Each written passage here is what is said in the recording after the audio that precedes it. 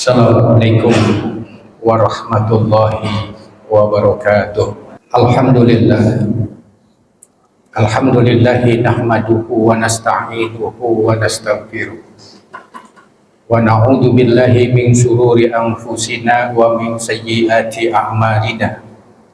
May yahdihillahu fala mudilla lahu wa may yudlil fala hadiyalah. Asyhadu an la ilaha illallah wahdahu la syarikalah wa asyhadu anna Muhammadan abduhu wa rasuluh la nabiyya ba'da. Allahumma shalli wa sallim wa barik ala Muhammadin wa ala alihi wa ashabihi ajma'in. Fa ya ayyuhal muslimun al-kiram, usikum wa nafsi bi taqwallah wa ta'atihi la'allakum tuflihun. Qala Allah Ta'ala fi kitabihil karim, a'udzu billahi minasyaitonir rajim. Ya ayyuhalladzina amanu taqullaha haqqa tuqatih wa la tamutunna illa wa antum muslimun. Ma'asyiral muslimin sidang Jumat rahimakumullah. Di dalam kitab Nahjul Balaghah yang memuat nasihat dan khutbah Ali bin Abi Thalib karamallahu wajhah yang ditulis oleh Sayyid Radi, memuat pertanyaan dari Hammam bin Sharih rahimahullah kepada Ali bin Abi Thalib karamallahu wajhah tentang bagaimanakah manifestasi dari ketakwaan. Maka Ali bin Abi Thalib karamallahu wajhah menjawab atas pertanyaan tersebut dalam khutbahnya yang terkenal dengan tema Khutbatul Muttaqin, di mana manifestasi ketakwaan itu disebutkan ada 4 hal. Ar-ridho bil qalil, al-khawfu minal jalil, wal amalu bit tanzil, wal isti'dad liyaumir rahil.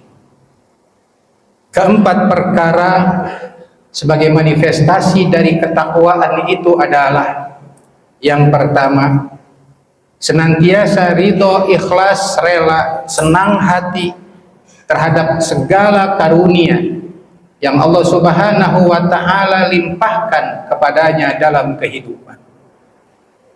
Karena sadarilah bahwasanya apapun yang kita miliki, nikmati, tempati, gunakan, semua tidak lain adalah karunia dari Allah dan bentuk dari cinta Allah kepada hambanya.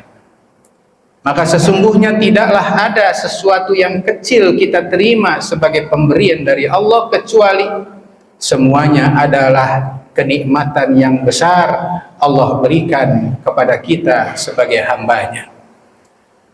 Maka ketika mana karunia yang Allah limpahkan kepada kita, kemudian kita gunakan dalam mendekatkan diri kepada Allah Subhanahu wa ta'ala dengan menjalankan aktivitas ibadah, itulah sebagai wujud dari syukur yang sesungguhnya. Niscaya bagi mereka, kata Allah, akan diberi tambah kenikmatannya.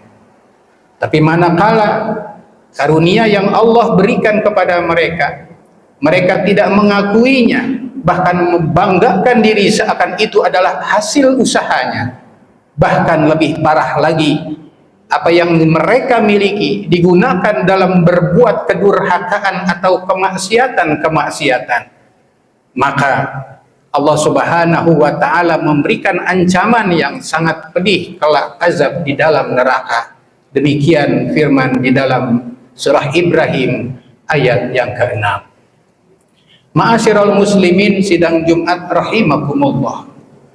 Hal yang kedua sebagai manifestasi wujud dari ketakwaan kita kepada Allah Subhanahu wa ta'ala adalah al-khawfu minal jalil.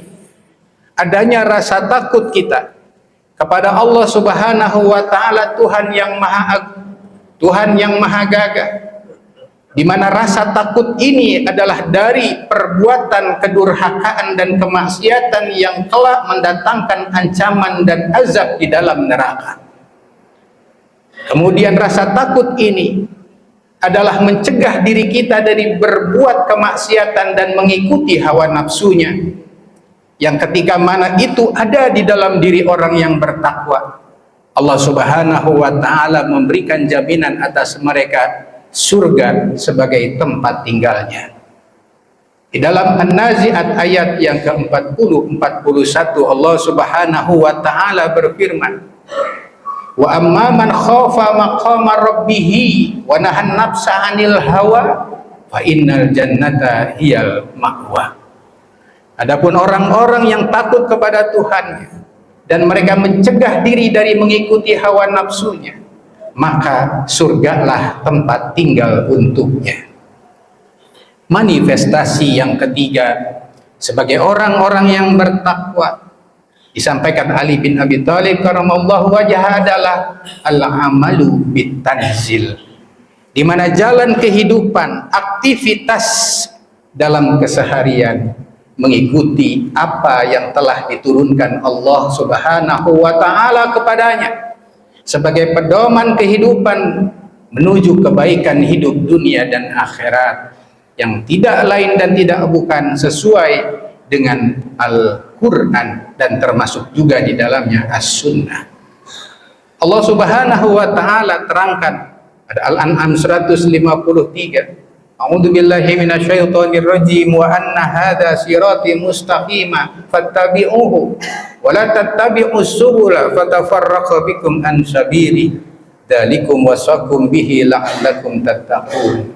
Sesungguhnya inilah jalanku yang lurus, maka ikutilah dia dan jangan mengikuti jalan-jalan lain yang dapat memisahkan engkau dari rahmat Allah. Demikian aku wajibkan kepadamu agar kamu bertakwa.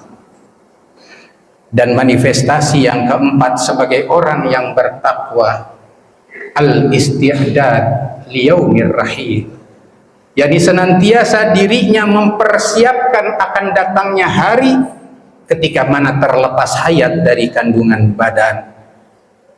Tidak lain yang dimaksud adalah kematian.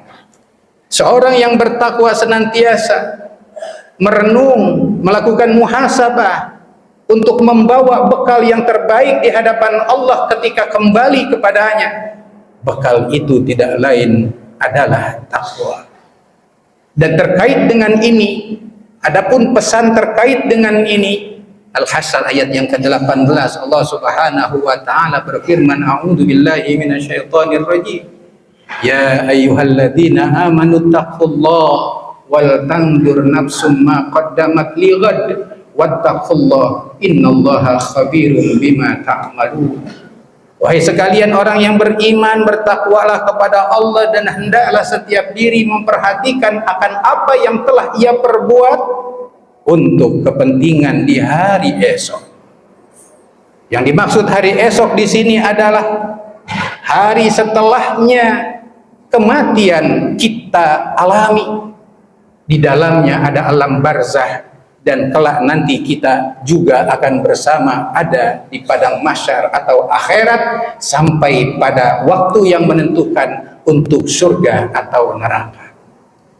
Oleh karena itu ditekankan lagi, dan bertakwalah kepada Allah. Sesungguhnya Allah mengetahui apa yang kalian kerjakan. Inilah wujud dari manifestasi ketakwaan kepada Allah Subhanahu wa ta'ala yang semestinya dapat kita pertahankan sampai terlepas hayat dari kandungan badan. Bermohon kepada Allah semoga kita memperoleh kemampuan untuk mewujudkan nilai-nilai ketakwaan. Barakallahu li wa lakum fil Qur'anil azim wa nafa'ani wa iyyakum bima fihi minal ayati wa dzikril hakim wa taqabbala minni wa minkum tilawatahu innahu huwas samiul alim. Aqulu qawli hadza wa astaghfirullahal azim li wa lakum wa li sa'iril muslimina wal muslimat wal mu'minina wal mu'minat fastaghfiruhu innahu huwal ghafurur rahim.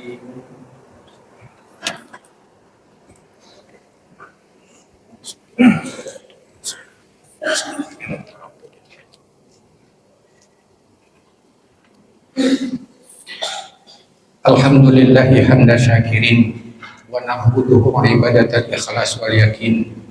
Asyhadu an la ilaha illallah al-malikul haqqul mubin wa asyhadu anna Muhammadan abduhu wa rasuluhu al-mab'uts rahmatan lil alamin.